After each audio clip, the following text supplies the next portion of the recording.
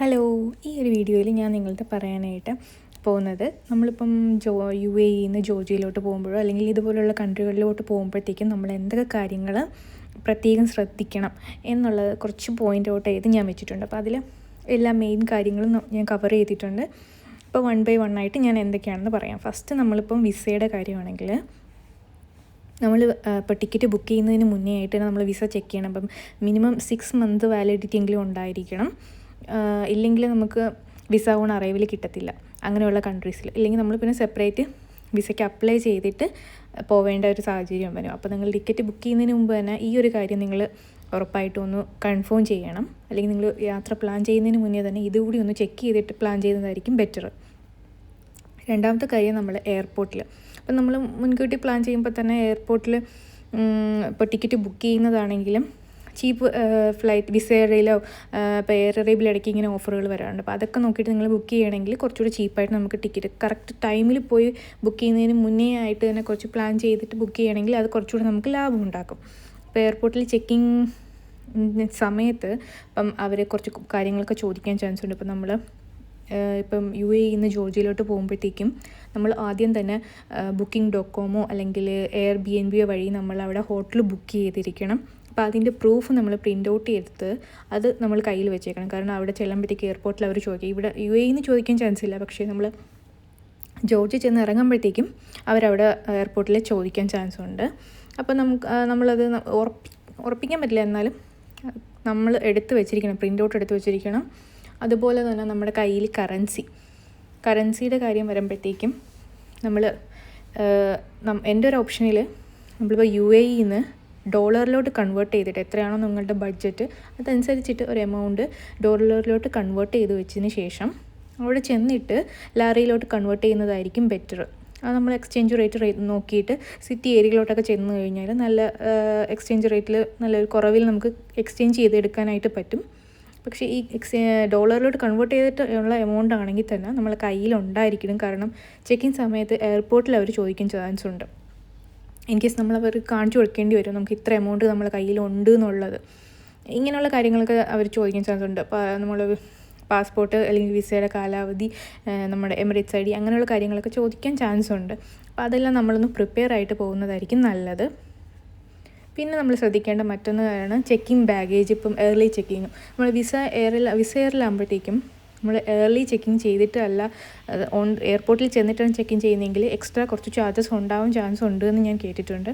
അപ്പോൾ അത് നമ്മളൊന്ന് ശ്രദ്ധിക്കണം. അപ്പം നമ്മൾ പോയത് എയർ അറേബ്യ എന്നാണ്. അപ്പോൾ അതിൽ അങ്ങനെ ഏർലി ചെക്കിങ്ങും ചെയ്യണം അല്ലെങ്കിൽ എയർപോർട്ട് ചെല്ലുമ്പോഴത്തേക്ക് ചാർജസ് ഉണ്ട് അങ്ങനെയൊന്നും ഇല്ലായിരുന്നു. അപ്പോൾ ഇങ്ങനെയുള്ള കാര്യങ്ങൾ നമ്മൾ മുൻകൂട്ടി തന്നെ ടിക്കറ്റും കാര്യങ്ങളൊക്കെ നോക്കി മനസ്സിലാക്കിയിട്ട് ചെക്കിങ് ചെയ്ത് കഴിഞ്ഞാൽ ഇങ്ങനെയുള്ള എക്സ്പെൻസുകളൊക്കെ നമുക്ക് അവോയ്ഡ് ചെയ്യാനായിട്ട് പറ്റും. പിന്നെ നമ്മളിപ്പോൾ അവിടെ എത്തിയതിന് ശേഷം നമ്മളിപ്പോൾ സിം കാർഡ് എടുക്കുന്നതാണെങ്കിലും ടാക്സിയുടെ കാര്യം വരുമ്പോഴത്തേക്കും സിം കാർഡിന് നല്ല ഓഫറുകളുണ്ട്. അപ്പം നമ്മൾ സിറ്റി ഏരിയയിലോട്ട് പോയിട്ടാണ്, നമ്മൾ എയർപോർട്ടിൽ നിന്ന് എടുക്കാതെ സിറ്റി ഏരിയയിൽ പോയിട്ടാണ് എടുത്തത്. അപ്പം നമുക്കത് 15 ലാറിക്ക് ഒരു അൺലിമിറ്റഡ് ഒരു 1 month നെറ്റും അതുപോലെ 10 minutes ഇൻസൈഡ് ലോക്കൽ കോളും വരുന്ന സിൽക്ക് നെറ്റ് എന്ന് പറയുന്ന ഒരു സിമ്മാണ് നമ്മൾ എടുത്തത്. അപ്പോൾ അത് നമ്മൾ നല്ലൊരു ഓപ്ഷൻ നോക്കിയിട്ട് എടുക്കുന്നതായിരിക്കും ബെറ്റർ. അതുപോലെ തന്നെ ടാക്സിയുടെ എന്ന് പറയുമ്പോഴത്തേക്കും ബോൾട്ട് എന്ന് പറയുന്ന ആപ്പ് ഭയങ്കര യൂസ്ഫുള്ളാണ്. നിങ്ങളിപ്പം റെൻ്റ് കാർ എടുക്കുന്നില്ലെങ്കിൽ, നിങ്ങൾ ജോർജിയ മാത്രമേ കവർ ചെയ്യാൻ ഉദ്ദേശിക്കുന്നെങ്കിൽ, നമ്മളുടെ പോയൊരു എക്സ്പീരിയൻസ് വെച്ചിട്ട് റെൻ്റ് കാർ ബോൾട്ട് ത്രൂ നമ്മൾ ബുക്ക് ചെയ്ത് കഴിഞ്ഞാൽ ഭയങ്കര ഈസിയാണ്. നമുക്ക് ഡ്രൈവ് ചെയ്യുന്നതിൻ്റെ ക്ഷീണവും വരത്തുമില്ല. ആ ഒരു ഏരിയ മാത്രം കവർ ചെയ്ത് കഴിഞ്ഞാൽ വളരെ ചീപ്പായിട്ട് അവിടെ ഫിക്സ്ഡ് ചാർജ് ഒന്നുമില്ല. നമ്മൾ എത്രയാണോ ദൂരം എടുക്കുന്നത് അതനുസരിച്ചിട്ട് നമ്മൾ എമൗണ്ട് കൊടുത്താൽ മതി. അപ്പോൾ നമ്മൾ ബോൾട്ട് ആപ്പ് വഴി ബുക്ക് ചെയ്ത് കഴിഞ്ഞാൽ ഭയങ്കര ഈസി ആയിട്ട് നമുക്ക് ഇഷ്ടമുള്ള രീതിയിൽ വണ്ടികൾ. ഇതാണ് ഞാൻ ഓൾറെഡി പറഞ്ഞിട്ടുള്ളതാണ് നമ്മളെ ഹോട്ടൽ ബുക്കിംഗ്. അതായത് നമ്മൾ Booking.com നല്ല റേറ്റ് കുറച്ചിട്ട് ഇപ്പം Airbnb നമ്മളിപ്പം കുഞ്ഞുങ്ങളൊക്കെ ആയിട്ട് പോവുകയാണെങ്കിൽ Airbnb നല്ലൊരു ഓപ്ഷനാണ്, നല്ല റേറ്റ് കുറവിൽ കിട്ടും. അതല്ല ഹോട്ടലാണെങ്കിലും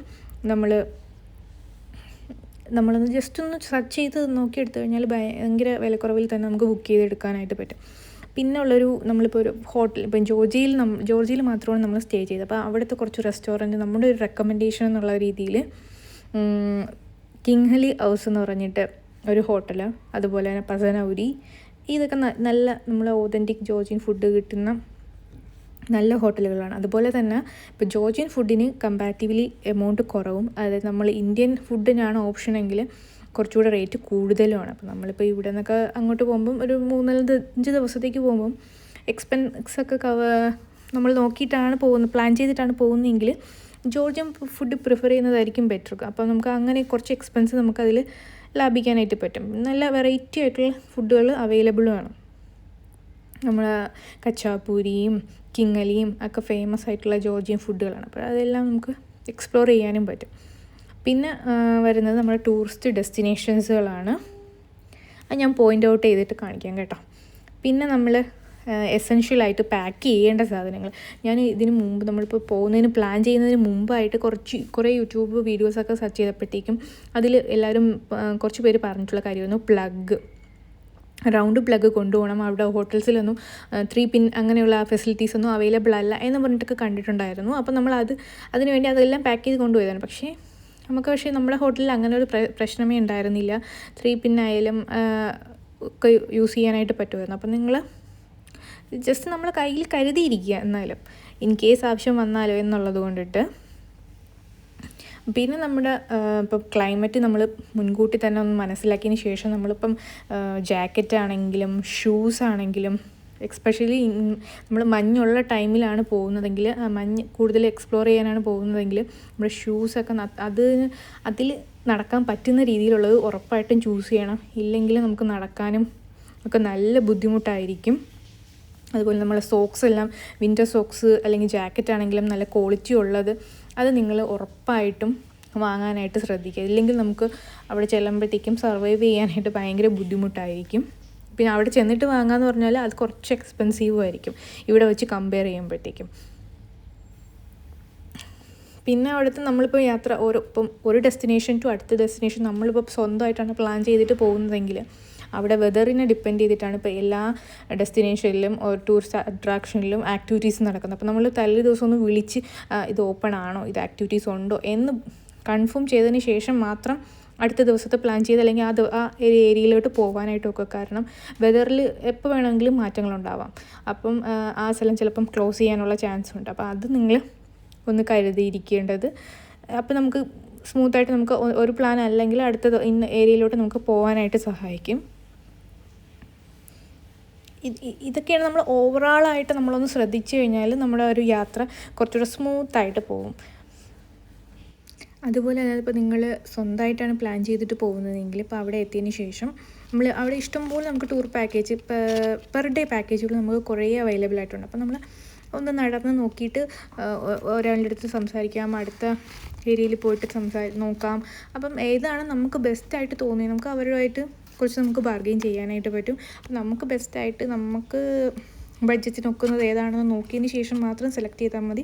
എല്ലാവരും നല്ല സർവീസാണ് പ്രൊവൈഡ് ചെയ്യുന്നത്. അപ്പോൾ നമ്മൾ നോക്കിയിട്ട് ഇതിൻ്റെ കൂടെ തന്നെ നമ്മൾ ഒരു ടൂറിസ്റ്റ് പാക്കേജ് എടുത്ത ഒരു ടീമിൻ്റെ ഒരു ബ്രോഷറും നമ്മൾ എയർപോർട്ട് ടാക്സിയുടെ ഒരു ഇതും കൂടി ഞാൻ നിങ്ങൾക്ക് കാണിച്ചു തരാം കേട്ടോ. അപ്പോൾ നിങ്ങൾക്ക് ആർക്കെങ്കിലുമൊക്കെ യൂസ്ഫുൾ ആണെങ്കിലോ